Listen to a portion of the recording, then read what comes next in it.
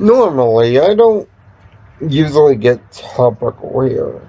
I used to back in the day. There used to be this thing that I used to call the Scythia rants. I traded again with the Daily Code and traded again with Nirvana rants. I'm not a ranter, but I am a thinker. Another thing I am is, of course, a gamer. 37 years, in fact. How many consoles have I played? Well, if I were to take a number, I'd say somewhere around 31 or 32. That's right. I go all the way back from the Atari 2600 all the way to things like the NES, Super NES, Genesis, Game Gear, Game Boy, Virtual Boy, even Sega Saturn 1 trip with the Dreamcast, the Nintendo Wii, GameCube. I've literally played them all. And of the 31 consoles that I have played, I have owned 13 of them. My favorite ones, the Super Nintendo, the PlayStation 2, and of course, my beloved Xboxes. The Xbox 360, the Xbox One, and the Xbox Series. Yes, I am an Xbox gamer, but before you label this video as a fanboy rant, I will state this point blank. And this video is going to have a special tag included to it. To a certain someone that I respect and I believe needs to hear this. All of you, PlayStation 5 Xbox fans, and especially the Xbox fans, can we please, for the love of all that is the chief, stop acting like children? Can we act like the average 32-year-old adults that we are? The ones that buy these consoles for $565? Can we please act like God-forsaken adults for once in this argument? Yes, Xbox is bringing console exclusives formally over to other consoles, thus starting a domino rally that I have been hoping for since the age of 6 years old. Yes, I have been hoping for this moment, praying for it. The one console to rule them all.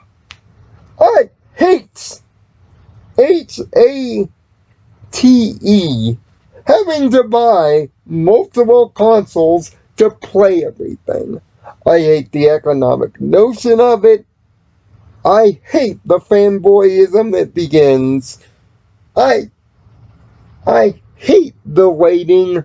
I hate having to watch a video game trailer and waiting to see what consoles will have the DLC or the game in question. But I don't blame the businesses. No, I don't even blame the publishers.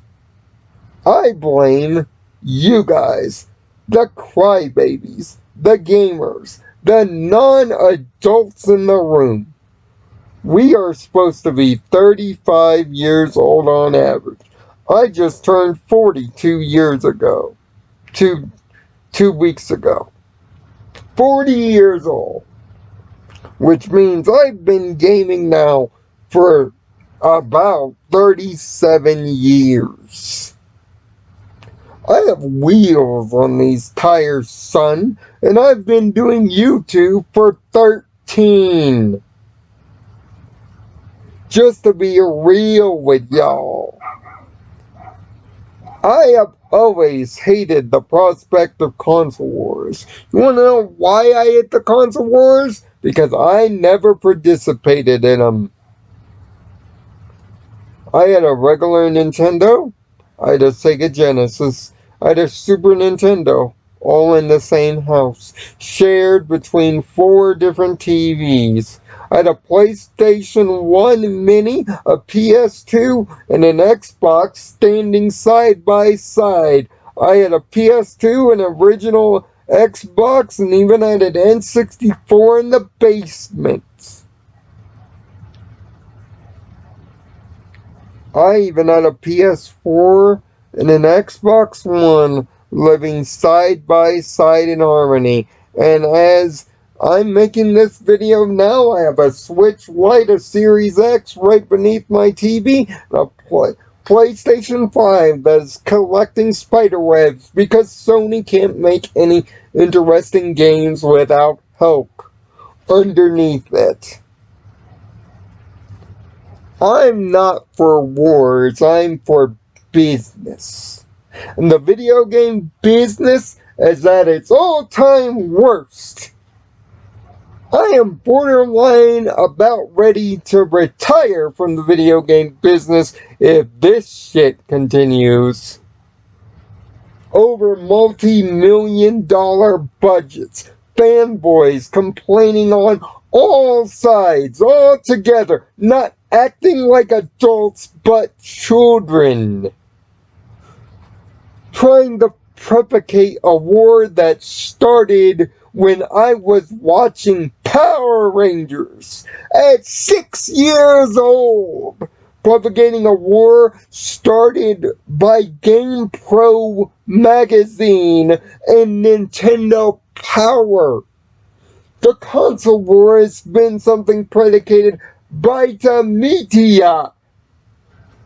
And yet, for 3 generations, 4 now, we've been acting like crybaby losers trying to pick both sides of the argument. I hope one day all PlayStation gamers get to experience the same awe and majesty I did in 2006 when I popped in Gears of War. I hope people could do the Warthog run in both Halo 1 and Halo 3. I'm praying that Killer Instinct 2013 Ultimate Edition or Killer Instinct 2 can be played by all with crossplay. I'm hoping for it all. And yes, Nintendo's going to sit here on their little island.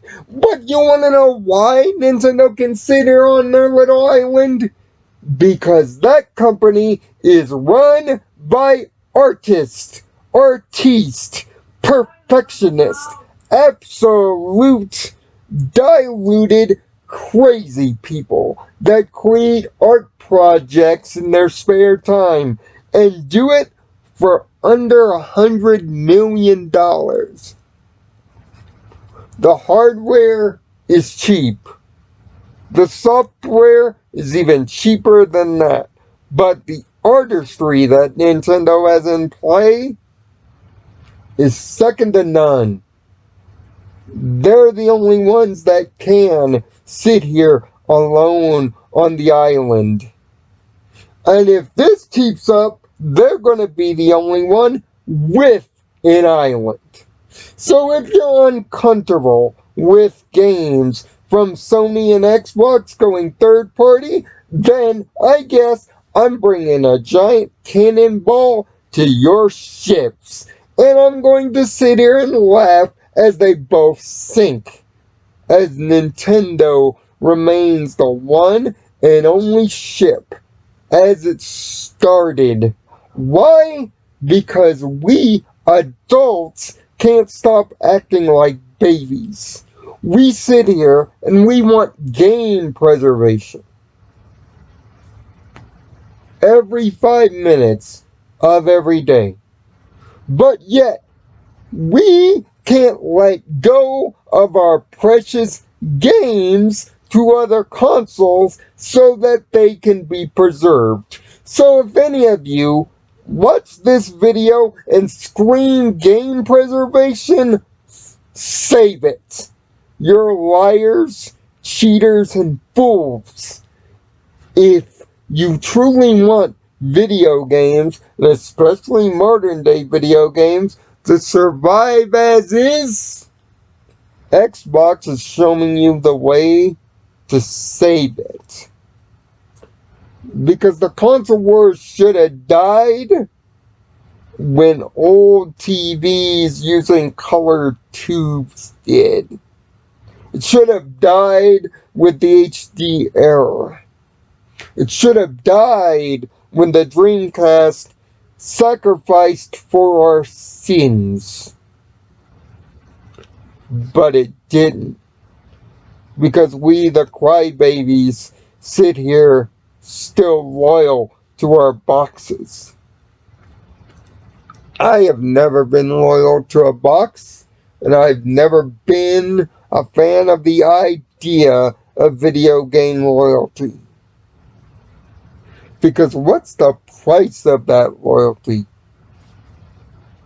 Well, the price, if we want to get technical about it, is thousands of dollars. But the price that I care about more is people missing out. Sure, it's going to start with 4. And sure, the arguments will not stop. But that only proves, if the arguments don't stop, that we deserve to lose it all. We deserve to lose Xbox's identity. We deserve to lose another. How many companies, like Embracer Group, how many other companies that make indie games have to die on the vine? Will it have to take one of the big 3 dying finally for us to understand that this whole thing is silly? Because that's where it's going if we keep arguing. It's all fun and games until someone dies, isn't it? Well, because you guys won't act like adults, there won't be much more fun and games. As always, gamers are the problem. Because they deny themselves solutions. Discuss that if you dare. And come at me with an open mind.